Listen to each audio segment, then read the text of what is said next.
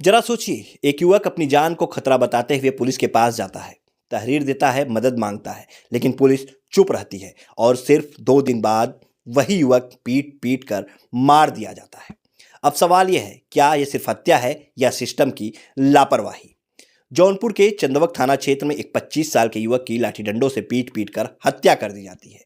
लेकिन इस पूरी घटना में सबसे बड़ा सवाल यही है कि क्या यह हत्या टाली जा सकती थी? क्योंकि जिस युवक की हत्या हुई उसने अपनी मौत से 2 दिन पहले ही पुलिस को लिखित तहरीर देकर अपनी जान को खतरा बताया था। लेकिन अगर पुलिस उसी वक्त हरकत में आ जाती और अगर उस शिकायत को गंभीरता से लिया जाता तो शायद आज एक माँ का बेटा जिंदा होता और एक घर में मातम न पसरा होता।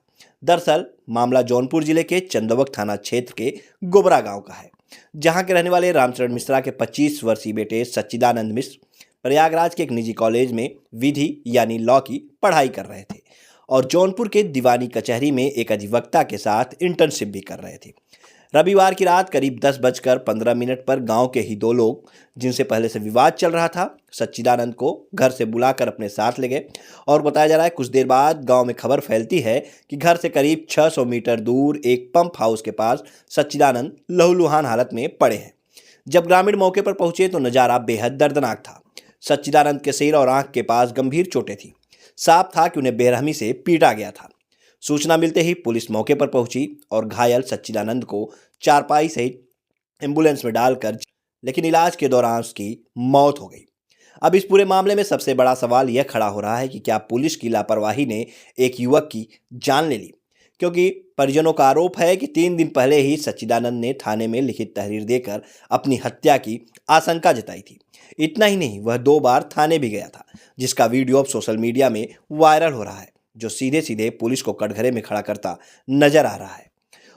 उस वक्त पुलिस ने इस मामले को गंभीरता से लिया होता, अगर पुलिस समय रहते कार्रवाई करती तो शायद आज सच्चिदानंद जिंदा होता।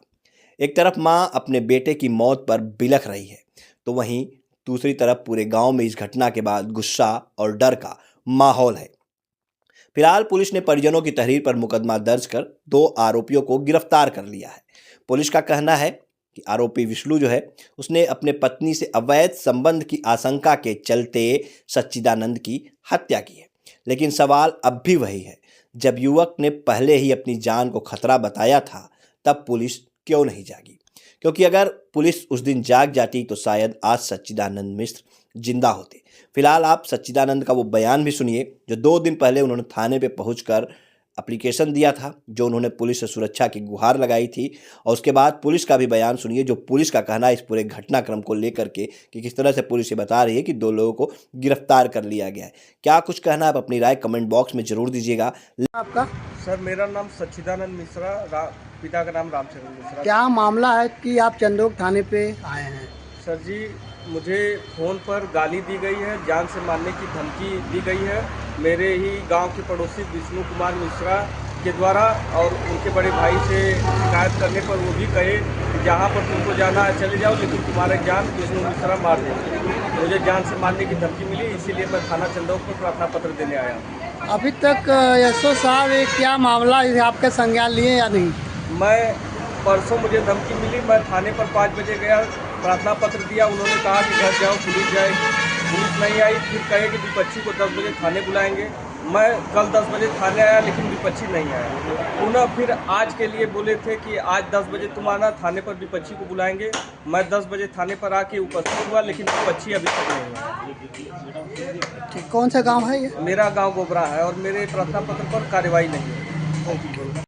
कल रात्रि थाना क्षेत्र चंदवक के अंतर्गत एक व्यक्ति सच्चिदानंद मिश्रा की हत्या की जाने की सूचना प्राप्त हुई। तत्काल पुलिस द्वारा मौके पर जाके शव को कब्जे में कर पोस्टमार्टम हेतु भेजा गया। परिजनों की लिखित तहरीर के आधार पर सुसंगत धाराओं में एक मुकदमा पंजीकृत किया गया। जांच में ये सामने आया कि विष्णु मिश्रा को अपनी पत्नी के अवैध संबंध की शक में उसने सच्चिदानंद मिश्रा के सर पे लाठी से प्रहार किया, जिससे उसकी मृत्यु हो गई। इस संदर्भ में पुलिस द्वारा 2 नामजद अभियुक्तों को गिरफ्तार कर जेल भेजा जा रहा है। अग्रिम विधिक कार्रवाई प्रचलित है।